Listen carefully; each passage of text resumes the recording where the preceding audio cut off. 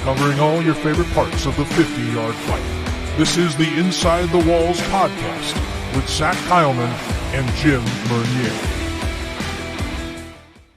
Good morning, good evening, good afternoon, wherever you are, wherever you're from, whatever time it is for you, as we always start this out. Welcome to the latest edition of the Inside the Walls podcast. Zach Kyleman in here hosting for this edition alongside my good buddy, pal, co-host, comrade in arms here on this show, Jim Mernier. Jim, how's things going? Playoffs are now on the horizon. Well, playoffs are just not on the horizon. You can literally see them. It's only when this podcast released, we're about 48 hours away to toe and hit a leather for both games in the semifinals. So yeah, postseason's here.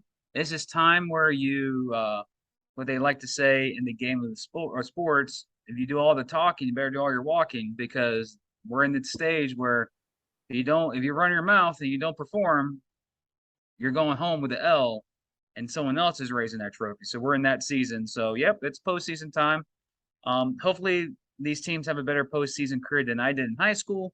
My high school team never made the playoffs. But yeah, it's we're here. Postseason's here. National Arena season 2022 regular season is ended.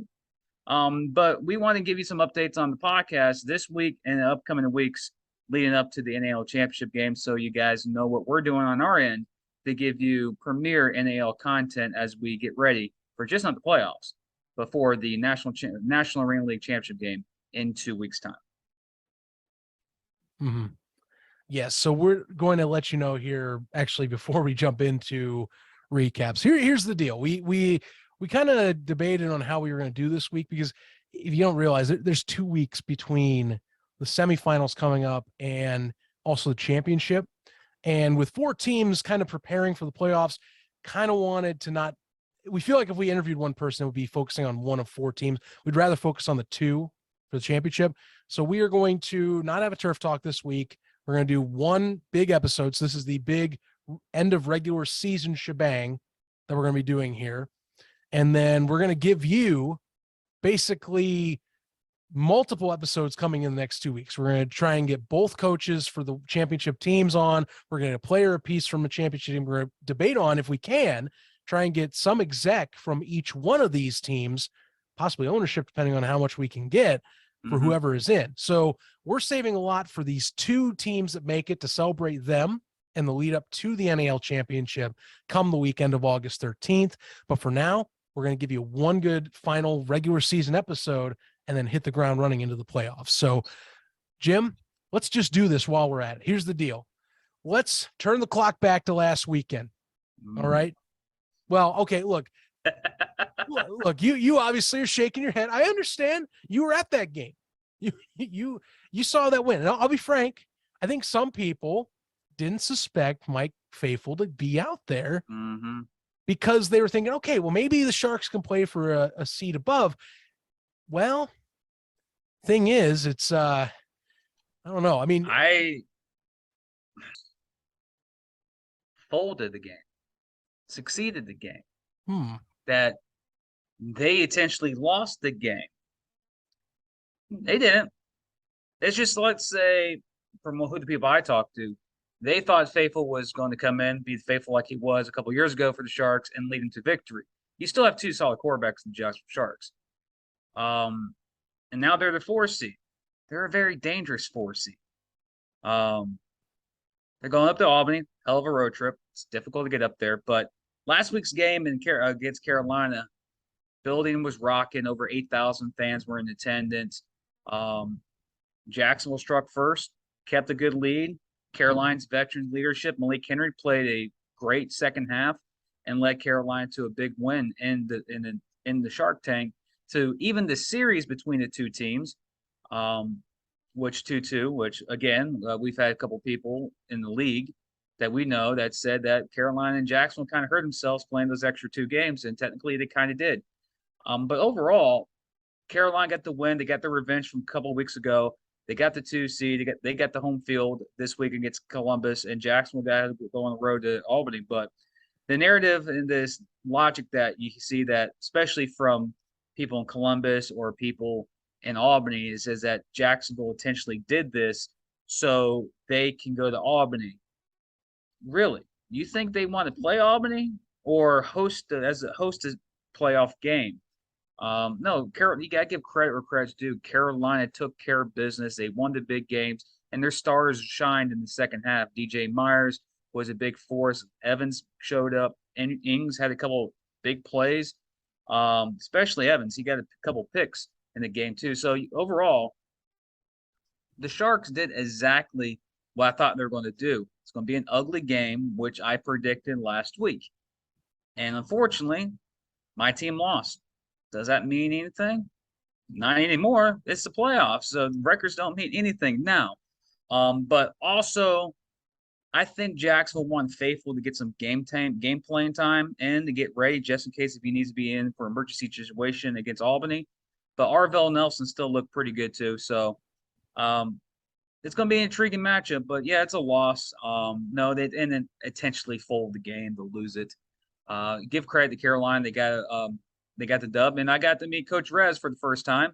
Nice. Chatted up for a good 20 minutes on the sideline, talking about some league stuff that I can't explain on here. But overall, it was a good a good ordeal. He told me literally, he's like, I told him, yeah, they're projecting almost near 9,000 fans tonight. He goes, yeah, hopefully we have them shut up by the end of the game. And I laughed at him. We shook hands. He goes, hey, yeah, enjoy the game. And of course, I left him with my seat. So got to meet Coach Rez, got to meet Coach Fuller, and DJ Myers walked by. I saw Bain was there, but by the time I saw Bain, it was I was too focused in the game and a couple beverages in, so I couldn't go to Bain's. What's up? I couldn't be like that. But anyway, it was a fun weekend. Unfortunately, the Sharks lost. Now they got to move on to take on a potent Albany Empire team, and it's Empire team that went toe-to-toe with San Antonio this week, and they have some spots where Jacksonville can capitalize. And remember, Shark fans, this is going to be the first time Albany has played us since week 3. That week 3 Jacksonville Shark team is not this team. So I think we're going to have a very, not just a competitive game in Albany, I think we're going to have a very down-to-the-wire type of game in Albany. So it's the playoffs, man. And it doesn't matter if you're 1 seed or 4 seed, 2 seed or 3 seed. You don't show up not winning. So I'm ready for that. For Sharks fans, get over the loss. You're in the playoffs. Where were we at this time last year? That's right. We were home. So enjoy it. So yeah, it was a good weekend. I had fun. Met some good players. Met a couple Carolina players. Met a couple of Shark players. But yeah, caught a football-ish until a kid stole it from me. Then I realized the kid was like 5 years old. And I was like, or 10 years old, 12 years old. I don't know. I don't know how to do ages. But the kid was younger than me. So I was like, yeah, you can have it. I don't care. And back of my man's like, you should have kept it. You need the white football. I was like, I can message Curran or Siegfried or someone and I can get the ball. So yeah. Memories to bring a young fan back. That's how I look at that. That's how I look at it. This is not the last touchdown pass for Tom Brady that went for $450,000 and ended up being not his last touchdown pass. There you go. See what I'm saying? There you go. Yeah. Get to justify it a little bit. It's good. It's good. Yeah, I mean, look, I saw that one, when they put Mike Faithful out there, and honestly, Mike Faithful, as we've talked, him being the backup, he had a 1A, 1B in Jacksonville at that point. So, that was still winnable for Sharks fans. Just things didn't swing their way. And as we've talked about, the Cobras do have a roster that's capable of winning any given Saturday, Sunday, Friday, whatever you name it. It just was going to come down to Malik Henry's performance, which he played a really solid game against Jacksonville. And, like I said, it comes down, he's boom or bust. I think a lot of times it's either he's going to give you a really good game or he's going to underperform. And I think that one played a really solid game to lock them down for a home playoff game. That's what they needed. They could have gotten the number 1 seed if they had a little more help, which it was going to be a hard task for San Antonio either way. Good game it turned out to be at the end, funny enough for how that played out, but still it was a good contest for the Cobras. They definitely got a good win out in Jacksonville to even the series. If you're a Sharks fan, yes, you are going to Albany, but I'm going to save and discuss why this matchup will be a lot different this time around going up to the Empire State, to of course upstate New York, than it had been in previous matchups. We'll save it for that. Next one up, as you were hinting at, Jim, was the said Empire. They hosted the Gunslingers. Now, I had the upset victory on this one. Did not pan out, but there's reasons why, things that I was assuming could have gone wrong and did go wrong in the second half of this contest. Because if we remember here, San Antonio went into halftime with the lead. They were well on their way to keeping pace with keeping the arm's distance away from the Empire. But the thing is with the Empire, and especially since they have gotten out of that 3-game losing streak, they always find eventually in some part of a half, whether it's the third quarter or the second or first, they always find time before the end of the game where they're going to get 1 or 2 stops or a turnover, and then they put the arm's length on you come towards the end of this one. And really, that third quarter against San Antonio was really the deciding factor, I thought, that gave them just enough distance to pull this off. Because I'll be honest with you, 49 seconds left on the clock. The Empire get an onside kick back in their favor. I'm going, okay, this thing's done. It's a 2-score game. There's no way this is a comeback now. It's going to be a 3-score game in a second. And I was surprised they threw a pass at the 6-yard line. Now, credit, it's to Darius Prince. Prince had been hot all night, but it got picked off. And when the rules are in the 1-minute timing that you need to just get positive yardage, my first thought was, gee, you have Trayvon Shorts in the backfield. Why aren't you? Gee, you have Sam Castronova. Why aren't you? I was kind of surprised to see a pass play there. And really, that game with 22 seconds left on the clock after San Antonio drove down and was only down 6, I was surprised it got that close. Mm-hmm. Because that's the only takeaway I have from this game, besides, wow, this was a really offensively high-paced scoring game, and that the Empire would need to adjust in the second half. That end of the contest, I was like, how did you make it that close? This almost went the opposite direction. Like, Cobras fans probably were sitting at home going, oh my God, we might get it back. Didn't come out that way. But I mean, luckily that defense held its own in the end, got an interception, flipped it back to seal the deal. But I was just kind of surprised at the play call there. I'm asking on your opinion on that, because this could have been something completely different at the end of the night. Sometimes you fight fire with fire, and sometimes fire will burn you if you play too much. And it almost did in Albany.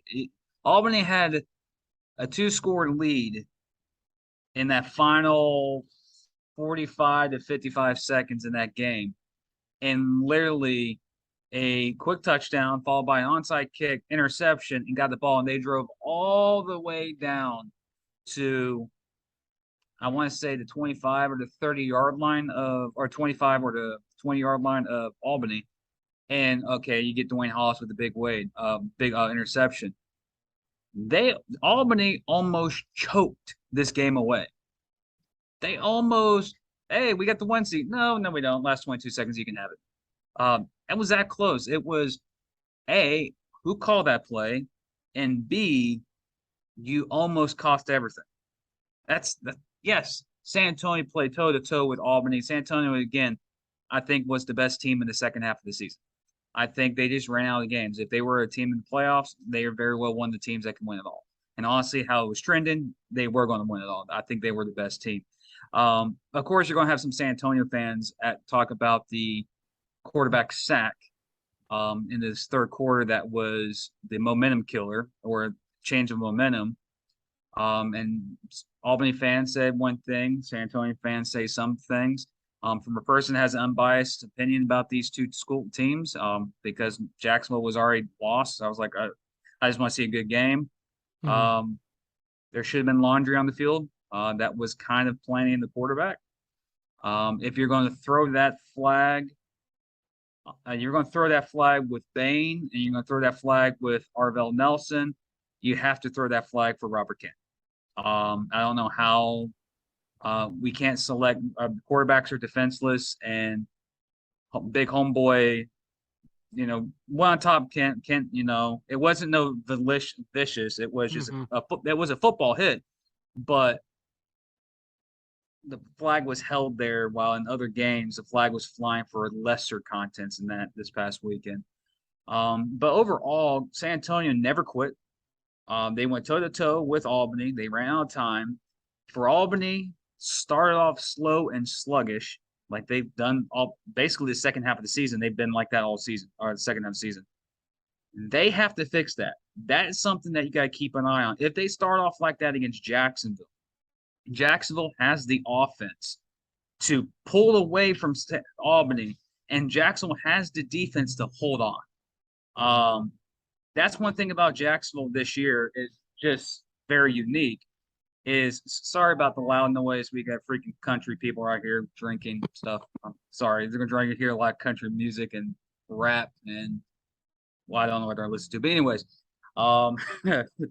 broke off distraction. But yeah, I think for Albany's sake, they got to get off to a fast start. They can't start off sluggish as they did against San Antonio, as they did against Orlando, because Jacksonville has the offense and has the weapons where they can pull ahead of you quick and pretty much settle down. This is a crucial matchup in coming to playoffs. But for San Antonio, for the city of San Antonio, for the fans of San Antonio, you guys have a good organization. You guys are in good hands with John Wayne. I can't wait for 2023 for the San Antonio Gunslingers. I think they just ran out of games. I've talked to Coach Rez. I've talked to Josh Blair. I've talked to who's the other guy I talked to?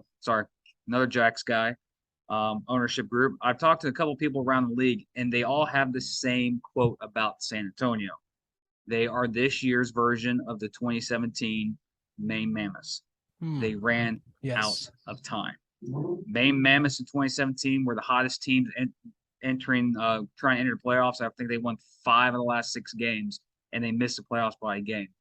San Antonio just ran out of time. And for San Antonio fans, keep the hat on. Keep that chin up. You guys deserve it. You guys have quality players, and I guarantee you're going to have a couple guys on your team that are going to come away with season awards, not just for this podcast, but league-wide. I think that San Antonio really pressing the ownership group. If they had like the best ownership group of the year, it goes to the John Wayne, because they came in and saved the day, and they definitely won the award. But still, San Antonio, good job, good, exciting season. But for Albany sake, playoffs, you guys are kind of spoiled with the number 1 seed up there. I think that's a tradition up in Albany. But yeah, I think Albany's be ready. For me, honest opinion, this game against San Antonio. Key turnovers, you could have had that, the penalty that should have been thrown, but it didn't alter the game. San Antonio still came back, fought back. It was a good game, and it, in my opinion, was the best game of the weekend out of the 3 games that were played. And for San Antonio, congratulations on a good season. Can't wait for 2023. And for Albany, it's postseason time. So last week is just a distant memory. You got to get ready for the Jacksonville Sharks to come into town. So yeah, it was a good weekend in Albany. But what are you going to?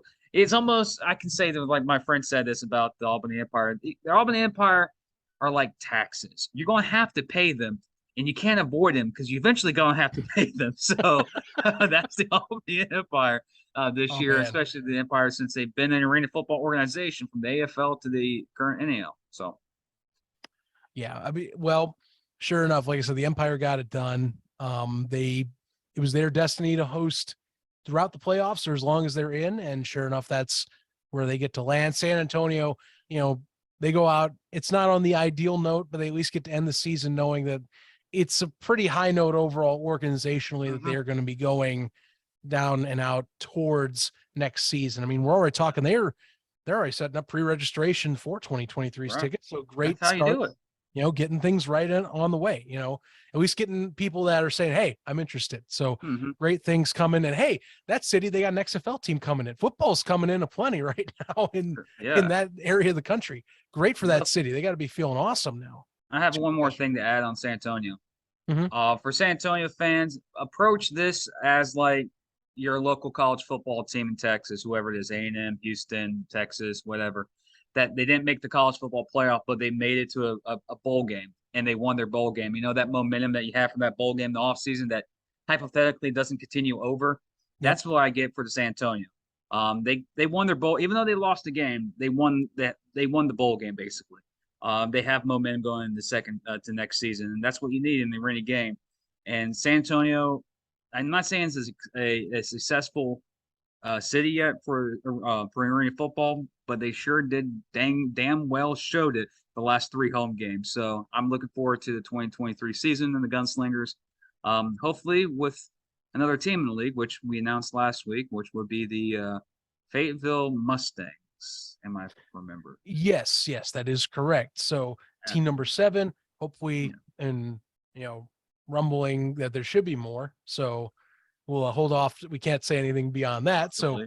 So, we'll see how that goes. Hopefully there will be expansion. Oh, I know. We have breaking news. What? The Frisco Fires? What? They're going to the SEC. Yep, they're going to the SEC. The final game on this past weekend's docket, we had the Orlando Predators traveling to the Columbus Lions. And folks, I'm gonna be frank. This is it was a bloodbath. And the thing is, they did it without Mason Espinosa, which we should mention. Mason did talk to us last week when we were doing our interview after it that he was not going to be there. We couldn't say it officially. So this was happening, but Tommy Neely, Daniel Smith, they did whatever they wanted. And Orlando, they have injuries abound. They had players that couldn't make it. And I feel bad even saying that. It just feels like, talk about a sour note for an organization to end on for a season. 71-14 loss. Things do not go your way. Yeah. Sure, there's great. Look, the fan base has been responding in the best way possible. That Preds fan base is there. My thing is for next year, if you're an organization, especially if you're Orlando, I think if you're them, Jeff Higgins, you got to come back next year and bring a product that hopefully will be able to perform in a higher level next season, or at least be able to finish with better results, because that is not the way to end your year. That's the final impression of your season. Be damned. That was unfortunately ugly. Nothing was going right for either QB that was in for the Preds, whether it was Matt Parsons or Jabari Durham, both of them threw multiple interceptions on the night. Preds defense didn't have any solutions to whatever Columbus was throwing their way. And Columbus, really, they were playing just to possibly have a home playoff game. That did not happen. They do get the 3 seed. They end on what has been a roller coaster year, that now they're going to have the best possible unit going into the playoffs, with Mason playing for sure the playoffs. He just couldn't do this week. So, I hate to talk about a sour note to end for the Preds, but this is not how you want to end a year for an organization. They have a lot they need to, I think, kind of turn to themselves and discuss on a personnel level going into 2023. One thing about the Orlando Predators this year, one word that can describe them: inconsistent. They'll play a quarter where they're like unbeatable. Then they'll respond with that quarter with another performance of like, do you even play this game? Very inconsistent with the team. Of course, injuries happen. Players signed to go to different teams. There was a lot of flux in Orlando. I just felt like when Orlando had that losing streak in the middle of the season, then followed that up with bye week, then you get your arch rival Sharks. And the Sharks took care of them all 3 games. That really ended their fight in them a little bit. This game was just, you can tell that Orlando checked out. The season was over. And Columbus knew they're going to playoffs, and they had something to fight for, and scored 60 more points almost. I think they were getting close to an NAL record between a point differential in the game. I don't know exactly, but they were getting close. But for Columbus, they were throwing anybody out there, and everyone was doing something. When you could tell your team is fully committed and playing well when you watch that game, and Columbus wasn't killing themselves with penalties, no turnovers, and both quarterbacks looked like they were 5-year veterans starters for the Columbus Lions. Yes, Mason wasn't there, but they didn't need him apparently. But Mason will be back. Daniel Smith's still a damn good QB. Like that's the one thing you can tell. They have options. It's just he was a good QB in the other league, and they got rid of him. But he fits the Gibson offense very well, and he came in halfway through the year, and it's been a different Columbus team. we knew Columbus had a dang good defense, and their offense was very inconsistent, very sluggish, couldn't get out of their own way sometimes. He came in and he turned the organization around and got them to a 3 seed. So they technically have a 25% chance of hosting the NAL championship game if things fall as they may in Albany and they take care of business. But yeah, it's a hard game, and the reason why we did it as the last game because it's very hard to talk about blowouts. I think this is like the worst blowout game of the season, honestly. To think of it, I know Jacksonville beat Carolina by 30, but this was 72-14. I mean, I'm going to reference it, but I'm pretty sure without having to go too deep into the schedule. And I'm looking right now. I'm pretty certain it is. It was an ugly loss by Orlando.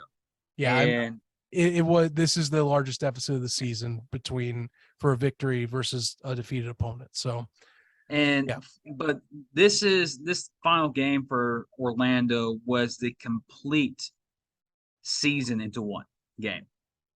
There's a saying sometimes where your last game will always define how the season went. And that's what the Orlando and Columbus matchup was. Orlando basically showed what they played all season long, and they have talented guys. They have great guys there. Like Lonnie Outlaw is one of my favorite interviews we ever did. We also had Jeff Higgins, great interview as well. Orlando, and of course we had Darren Clark Jr. too. So they had a good squad. And the thing about the NAL is that there's only 6 teams, and all these teams are loaded, and you're going to have teams that are going to have losing seasons because of how often they play each other. But after they got that win against Columbus earlier in the year, they haven't been the same. They went on a lengthy losing streak to end the year, and technically they were still eligible to make the playoffs 2 weeks ago, but everything, like, they were back up against the wall, and Albany did the same thing as Columbus did, took care of business. But for Orlando, for the fans, love the show out, love the support. You guys, I think, won the most fan attendance in the game with like 8,400 fans in Amway. That's incredible, especially for a team, this Orlando Predators team. Imagine if the Orlando Predators were like the 96 Orlando Predators or the 99 Orlando Predators when they're winning Arena Bowl titles. Where at that time, I think it was like Amway Center, not Arena. Had 20-some thousand fans in it. I think Orlando has something there. Coach Higgins needs to come back. They need to, I think, find themselves a legit QB to start. Now, I'm not saying Cato wasn't legit or Parsons wasn't legit. Like, go after somebody like a Jonathan Bain or go after a Arvell Nelson or Mike Faithful. Get your franchise quarterback and build around them. They were missing that this year, because you had too many weapons on that team that didn't get the ball enough, like Outlaw and Beavers and not Justin Jeffries. Well, I know Clarence Brendan Williams. Fuentes, of course, being out, that didn't help defensively a lot. Although, between Josh Jenkins and company, there were some stalwarts on defense in terms of statistics. I know Freddie Booth Lloyd, his injury later in the season, took away some production. Clarence from Williams. Like I said, Clarence Williams on offense. Now that was someone that they signed somewhat early mid-season, and he took off. That was a big boost for the Preds. If he doesn't pursue a better opportunity in the offseason, I would love to see him back, get someone like that on that squad. I know Lonnie, he's said, that he would be interested in being back. At least it sounds like publicly he has on Facebook. So, if you can get him back, get guys like hopefully Larry Beavers, who has a lot of energy on him. It's too bad with his own broken arm issue that he had to end his year. And we wish him the best with that recovery. But man, they got some things to address. That's for sure. One thing they'll have to address is a bit with personnel. I know, and this isn't bad or anything. Casey Todd, who works with the Preds, he is on to greener pastures. Friend of the show, by the way. We wish him the best with his future endeavors.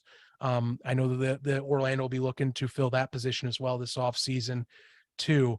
And really, I mean, he did a lot of solid work for the Preds, getting them to where they are, promoting and really getting the fan base back to this level we saw to cap off the year. So there's a lot of good stuff in Orlando. They just need to go back to the drawing board on the personnel department. I think Jeff Higgins knows that. And they just got to come back with, hopefully they can get a better product on the field for 2023, because the fans are here now. So now you want to make sure you can, bring something that they can consistently week in, week out cheer for. That's Agreed. the big thing for next year. So, and I, this is not rumors or speculations, but this is just me personally as a fan of the game. Orlando needs to find a way to get into the USC arena and on USC's campus. I saw a report / rumor of how much they pay to be in Amway. Ouch. Okay. But this is not me telling the ownership what to do. I'm just saying, nice facility there in Orlando that's on the UCF campus. Get the student crowd there. Maybe get some $2 beer specials on these games, and right in downtown too. Right? Yeah. They will come. You get that $2 beer specials, they will come.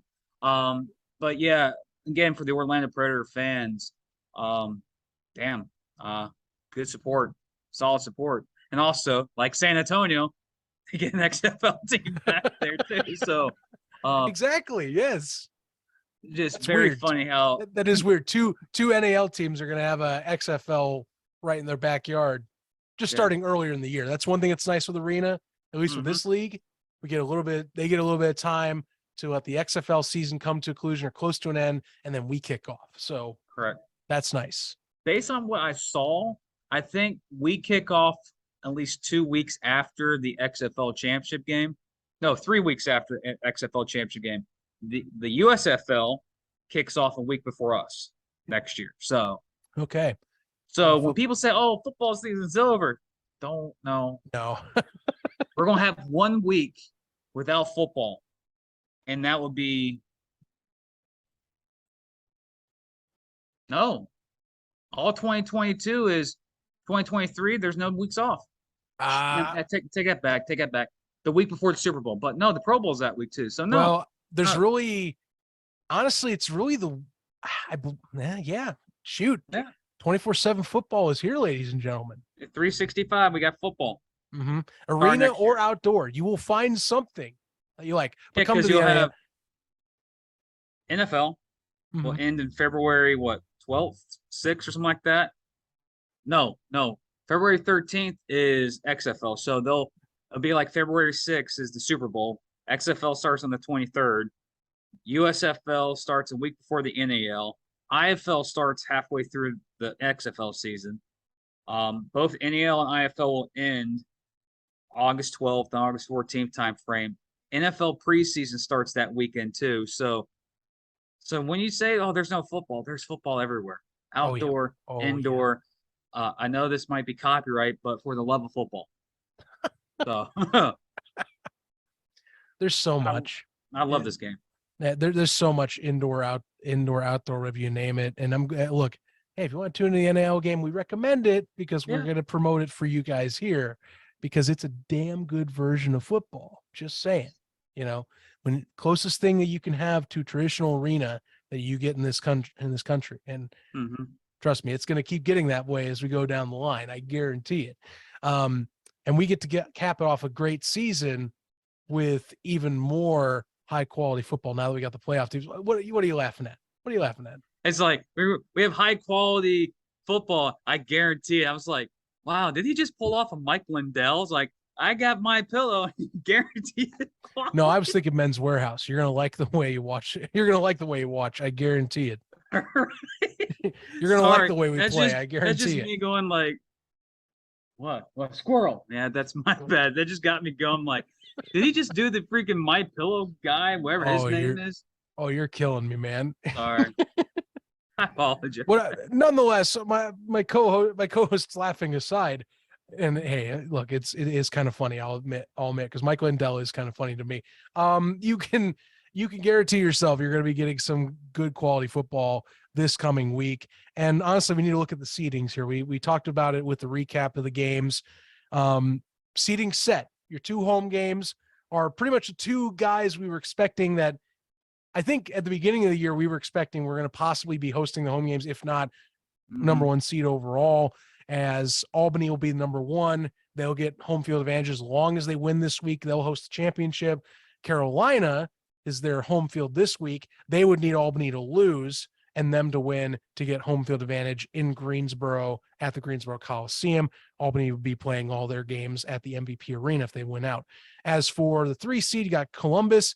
They would need a little bit of magic. They would need Jacksonville to win, and then they would have to take an upset possibly at Greensboro to get a hosting gig at the Columbus Civic Center. Jacksonville, that was your final home game last week. There is no way you're going to be able to host a game. You are the road warrior for this year's NAL playoffs. So playoffs are all set, Jim. Let's take a look at these for the semifinals. We're going to be determining basically who we think is going to be in this year's 2022 NAL championship game. We're going to head on up to upstate New York at the MVP Arena, where we get another matchup with the Empire hosting the Sharks. Now, I had hinted when we talked about the Sharks why this is different this time. Remember, folks, Arvell Nelson has not played the Empire this season whatsoever.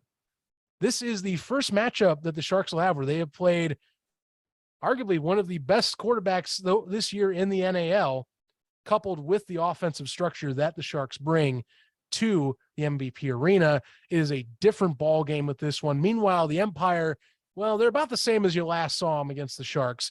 Sam Castronova, he's balling. Darius Prince, he's balling. They have Trayvon Shorts this time, of course, in the backfield. He's been doing pretty good at the running game there. And, of course, Dwayne Hollis playing Ironman quality football on both sides. But nonetheless, these are two explosive offenses as we've seen. Honestly, Albany's stepping into another week back-to-back here where they're going to have another offense you got to keep pace with once again. Should make for a lot of fireworks, as I said last week in San Antonio. I say the same thing with this matchup one way or another. How do you look at this one, Jim? It's hard for me to look at this one as a fan of the Jacksonville Sharks. Deep down inside, I want to say that I've always wanted Albany in this whole time, and it would be bittersweet to go up to Albany and knock off the Empire and dethrone the champions. But I've seen this Shark team outplay teams and lose. I've seen this Shark team play like crap and win. One thing I noticed about this season, especially the second half of the season, is the both games that Jacksonville lost in the second half of the season, they got beat on the way how you beat Jacksonville. You have to outscore them. You're not going to stop them. They're going to score. Both San Antonio and Carolina found a way to do that in the second half. The mentality in Albany has to be this. Naquan did not play last week in Jacksonville. He was out. And you can tell that the offense missed him, especially with Devin Wilson being out too. Naquan is back this week. Arvell Nelson most likely will start. When these two teams faced off the first in Jacksonville early in the year, it came down to a missed field goal, aka no kicking balls. Earlier in the season up in Albany, they beat Jacksonville pretty handily with a very inconsistent Malik Henry and a team trying to find themselves. As we could tell, Jacksonville over the last couple of weeks, or since Arvell Nelson's been there, has been a more potent offense since he's arrived. And I don't care what people say, but the reason why we lost is because we want to play it. Deep down inside, as a fan, I will love Arvell Nelson to play and start. But also, as a fan, I'll love to see a storyline where Mike Faithful returns back to Albany and steal the crown that was so dear to the Albany Empire. It'd be a great storyline. Be something like freaking, was it Game of Thrones? We Are the North, and just like, Iceman this, whatever. But me being a Shark fan, I can see that storyline. I can see me talking trash for 2 freaking weeks about it. But as a person who's followed the Sharks this season, I cannot get behind them doing that. They're going to find a way to lose a game, or in this case for Albany, they're going to find a way to get a key turnover, a key penalty. That's going to change the narrative of the game. They're going to win. Albany has a better roster. They have a better team. But the saying goes in the playoffs. It doesn't matter you're 9-0, 16-0, or the very noticeable 18-1 Patriots. Playoffs are the playoffs. Yes, they are. Records don't mean anything. There's been 2 instances in the National Arena League that the 4 seed has knocked off the 1 seed. That's the Columbus Lions. They did it. No one else. They knocked off the Lehigh Valley Steelhawks, and they knocked off the Massachusetts Pirates. Can this be the 4 seed? Well, as much as I talk trash about the Albany Empire, as much as I love the Jacksonville Sharks, I'm going to have to say that the NAL championship game will be hosted. Can't believe I'm going to say this, but I'm going to have to. I have no trust in them. But the NAL championship game is going to be hosted in another city. Jacksonville Sharks go into Albany, pull off the upset. Why? I don't know why. I said 3 weeks ago, 4 weeks ago. Apparently, I'm bulletin board material in Albany, so I'm going to continue to be the bulletin board material. Albany should win this game. They have no business losing this game. No business. So, Castronova, Darius Prince, Coach Manos, we know you listen to the show, and we love the comments you give us. We must respect. Uses as bulletin board material. Jacksonville goes in there, knocks you guys off, and becomes the 3rd 4 seed to advance into the NAL championship game. Will I be wrong? Most likely I will be wrong, but prove me wrong. It's the playoffs. And plus, I love chaos. That's what I do. That's me. I've been like that all year. You think I'm going to change? Man, I'm the person who said the Jacksonville Sharks or the Jacksonville Jaguars were going to beat the LA Rams. Why? Because if I would have won that, I would have won like $600 in Vegas.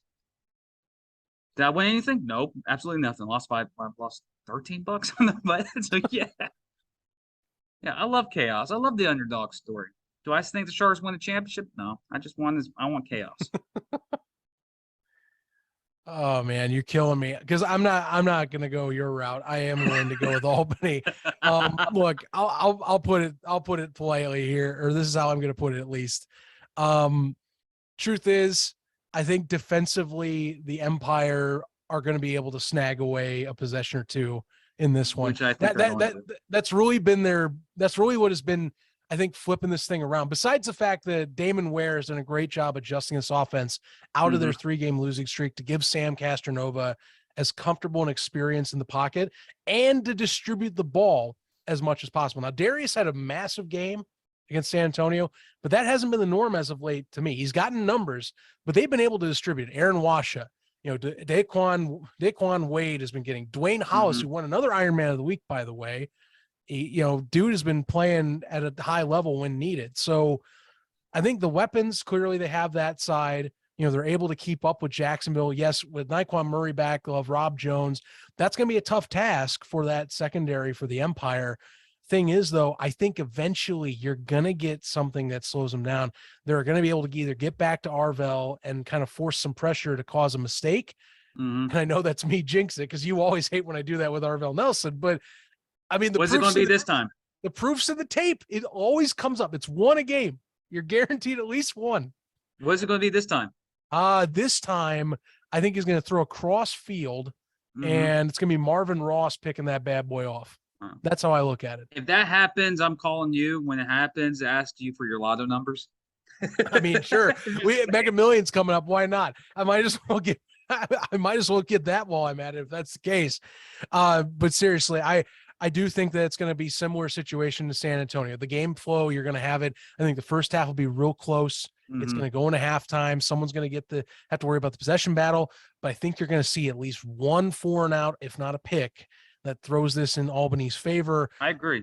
And that's just me. Like, the Empire have flipped the script on how it was in their 3-game winning streak. And as we've said on this show, give them credit enough. That's what a good team does. They adjust on the fly. They make good changes. I think the MVP Arena is going to be hosting its 2nd straight championship in the NAL. Question is now, Jim, if that is the case, now you pick the Sharks, so that could be different. But wherever we go, my thing is, so here's your scenario, because if I'm going to say you're picking the Sharks to win. So here's the deal. You have Carolina hosting the Columbus Lions. That means in your championship scenario. The winner of this one gets to host the NAL championship. Columbus and Carolina have had kind of back and forth all year. Last matchup, Tommy Grady was starting, got knocked out after 2 injuries.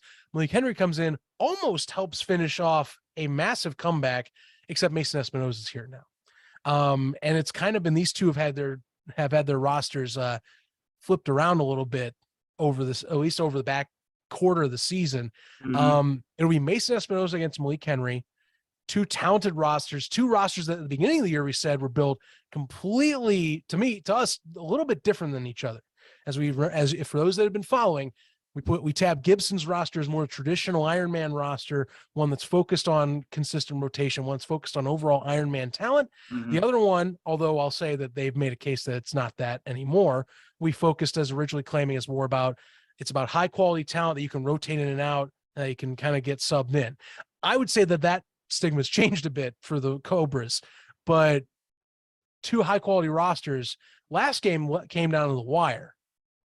How do you see this one playing out? This is going to go to 27 straight overtimes, and both teams are just going to give up and quit and draw, and the Jacksonville Sharks win the NAL championship. Completely unrealistic. Such a quick wrap, because there's so much you have to make me process in how you just said that. Well, how I think this game is, this is going to be the 4th matchup between these 2 teams. Columbus, Carolina got one win on them, and no, take it back. They didn't play 3. Yeah, they got 1 win on them. I look at this game, and this is the 4th matchup between the 2. You can tell Carolina how they rebounded last week. They fixed a couple of their mistakes. The veteran guys that they signed on the roster get more into the scheme of things. Mason's coming back again after having his week off with some of his career obligations. Yep. But this is going to be that type of game where, like we mentioned up in Albany, it's going to come down to a turnover or a key penalty in the second half that's going to determine this game. This game in Carolina screams to me either one team is going to pull away early and the other team's going to catch up, and we're going to have a dogfight in the 4th quarter, or we're going to have a team pull ahead early and keep that lead ahead. That's how this matchup between these 2 teams have been all year. One team will get up by 30 points, the other team will come back. Or the one team got up by 30 points and just kept that team down. But for me, it's hard for me to pick against Gibson because of his recent success against the Carolina Cobras, how the mentality is, and it's hard for me to pick against Mason Espinosa. But for the Carolina Cobras, that team is loaded. They have the talent. Malik Henry has played incredibly well over the last couple of games. They're at home.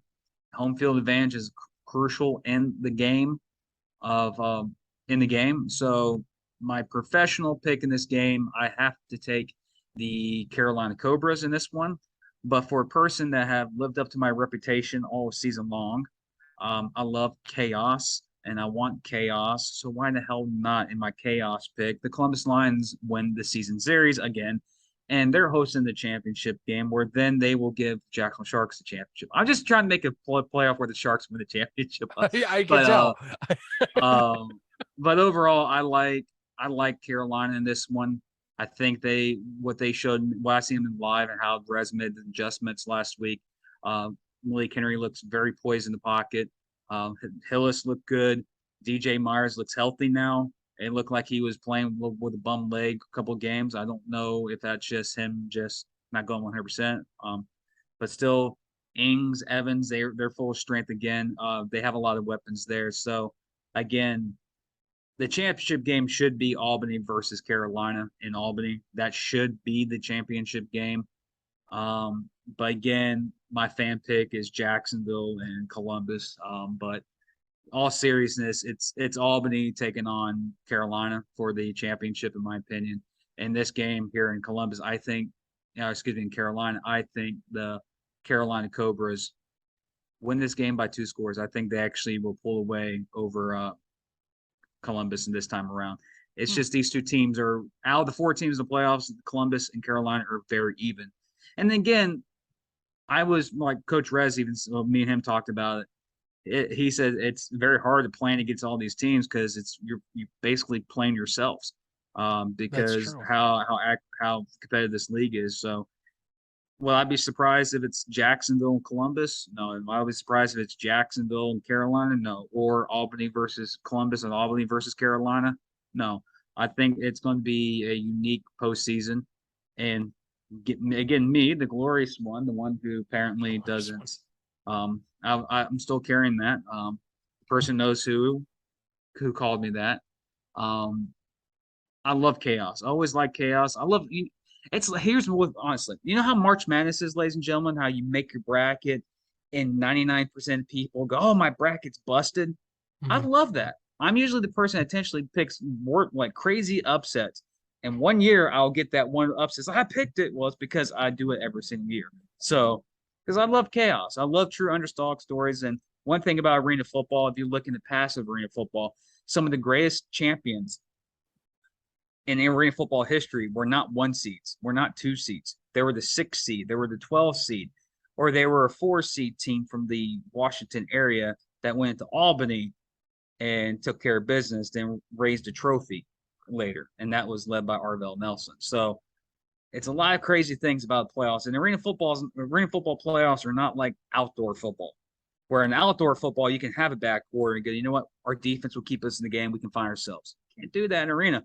If your defense is having a bad game, you're going to get your doors busted open. And I just seen these 4 teams in this year's postseason. You're not going to see blowouts. You're going to see 1 possession to 2 possession games at the end. And whoever reaches the championship, they survive the gauntlet that was the NEL season with how every team was playing this year. For me, of course, I said Jacksonville. That's because I'm a fan, but 99%. But also get mad at me. I know you got pissed. I guarantee you already changed the channel. I'm actually picking Albany and Carolina, but I got to stay true to my fans. Got to stay true to the people involved. The 8,222 that showed up last week, Sharks, but I got to be happy because I'm about to be depressed doing our other podcast here a couple of weeks with the Jacksonville Jaguars. So I'm going to have 18 to 20 weeks of going, can we even get the first down? Seriously. Playoffs, we get eliminated when the NFL draft started. That's how bad the Jaguars are. Right. For the first pick in the NFL draft, the Jacksonville Jaguars have been mathematically eliminated from the playoffs. That's how bad we are here in Jacksonville. So, dang it, let me be happy about my damn Shark fan. Okay? Oh, sure. I know. Hey, anything can happen. Look, arena, it really just comes down to anything like in football, of course, it comes down to one good put together game. Any team could be anybody, Actually, do a quick, I don't think we can do a quick research. I think the Albany Firebirds, were a 9 seed or a 7 seed when they were in Indiana. Or no, they were in Albany and they won the title. I think they were one of the lowest seeds to ever win the Arena Bowl. Well, I'm going to find that out as I give you my thoughts on this one. Look, I'm going to be honest. Depending on, like I said, if Malik Henry's playing like he has the last 2 weeks when he is given time, anything can be given for Carolina. What I'm going to go on, though, is I actually am going to take Columbus, and here's why. I got the more veteran quarterback on my side. I got a rematch. Well, not only a rematch, but I think you also have a better defense in Columbus this year than last year. And I actually want to see that get a rematch in particular. Plus, this version of the Empire haven't played Mason this season. So I kind of want to see that. I really do. And I think that Carolina, this is very winnable for them, of course, as well. Don't take anything like that for granted. But I would say that, I do, if I'm going to put any eggs in a basket on the corner I'm going to choose, I probably would choose the veteran MVP QB that came back and has looked pretty comfortable. That's my thing. Defensively, I also think that the Lions are better on that end of the ball. And I think the X factor, if I'm going to be putting it for this game, is going to come down to Kerry Starks. Can Kerry Starks get back consistently, use that motor, and disrupt Malik Henry? If you can get Malik on the fly, now credit, we saw last week, Malik can throw it pretty much at almost a 90-degree across his body and sling it for a touchdown. So anything's given, but if you can disrupt them on a consistent basis, get them a little flustered out of the pocket as consistently as possible, then the sky's the limit for you. That's how I look at it. I think that Columbus does enough to do that, though. And honestly, for the respect of the game, I know in championships you have to win them. They're not given to you. Mm-hmm. But the city of Columbus, that organization, they need an NAL title. They've been to those title games. It seems like every single year they're there. That where Gibson needs it. The ownership needs it. That city needs it. They just put a caveat on how that organization's run in Columbus. But again, awards, championships are not given; they're earned. Right. So they have to win in Carolina and take care of business either in Columbus or in Albany the following week. So, yeah. Mm-hmm. No, I agree. No, I agree. Also double checking here on a little bit of our Firebirds research. No, they were not 9 seed. They finished 11-3 in 1999. Oh, okay. Yeah, they were one of the top teams in Arena that year. So, they were definitely destined to get that banner without a doubt. But yeah. I remember fans comment below. I guarantee we have some listeners that know the history of the Arena football. I think if I'm right, there's either a 10 or an 8 seed or even a 9 seed when they went to that 12-team bracket that won it all. Like they made it to the championship as a wild card team, won it all. I might be wrong, but I think there was a lower seed that went on the road every single week and won it all. That's hard to do. And that's hard to do in any playoff bracket. That might be my little homework for not only fans out there, but for us as we go into next week. Because I'm actually kind of curious now to find that, to see about that. So we'll add that to the docket. But yeah, a little history on the Firebirds. Those in Albany that follow the Empire and that are probably Firebirds fans already knew that. But if you needed a little bit more, that's the shtick. 11-3 season capped off with an Arena Bowl championship over the then Orlando Predators, the AFL Orlando Predators, that is. So back in the time, August 21st, 1999. So that took place. I know too much freaking Arena football stuff. Take that home. Take that home with you, ladies and gentlemen. And folks, enjoy the semifinals here coming up this week. Should be plenty of good action. Also. Yep. If a certain team hosts the championship game, we'll be giving away 2 tickets to that into that championship game. Again, I'm not mentioning the team. If they are hosting the championship game, 2 tickets. We promised 2 tickets to an NAL game. We got permission for this team that they host to give 2 tickets away for the championship game. So if that team hosts, raffle next week, you'll know who gets the 2 tickets, or the week before the championship game. So, sorry I cut you off. My apologies. That's something you need to get out there. You know, I would definitely want to stick that out there. So, hey, could be up for a chance to win a pair of playoff tickets. We'll let you, or championship tickets. We'll let you know how that goes, depending on the team. So stay tuned for that, folks. Thanks for tuning on in. As always, again, we'll have plenty more episodes next week. Like I said, at least as we go into the 2 weeks leading up to the championship, we're going to give you 1 coach per championship team, 1 key player per championship team, and possibly 1 interview from an exec on each side of the championship team's rosters, depending on if we can get those organized, along with, of course, our own rewind. And we'll give you our own last final walkthrough of the 2022 season leading into the 2022 NAL championship. We have plenty of content in the next 2 weeks coming up. So even though we're giving you 1 show this week, we're sorry about that, but hey, don't worry. There's a lot on the horizon that we'll be covering. I guarantee you're going to get plenty of stuff and know what you need to know for this year's championship and who's going to walk away with that nice, shiny trophy for 2022. For my co-host, Jim Bernier, I'm Zach Conlon saying so long. Thanks for supporting us all through the year. It's been an excellent season so far. We're almost surprised. I mean, it's amazing. We're almost done with it. It feels like yesterday that we started up the 2022 season, but we're about to be on that horizon. So thank you very much. And before we go, as always, remember one thing, ladies and gentlemen. Become a jack out of the box because it's playoff time and we need more chaos than ever before. A little twist on that. Okay. Yeah. Flipping around the script. I see. Way to end it. Bring the chaos. Yeah. Bring the insanity. Bring the fun with arena football. Stay tuned, ladies and gentlemen.